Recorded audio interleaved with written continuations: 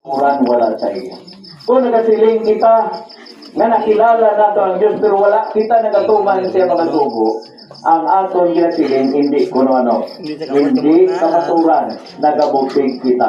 Kaya ang pagpamatuod na kita nakakilala sa Diyos, amo ang pagbantay sa iya, ano, sa iya mga kasubuan.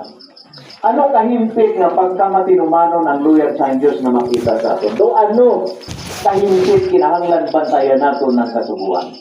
Isa lang pala, sa napulo kasubo, pilion ta lang, hindi naton pagbantayan tanan. Ano siling ni Santiago dire?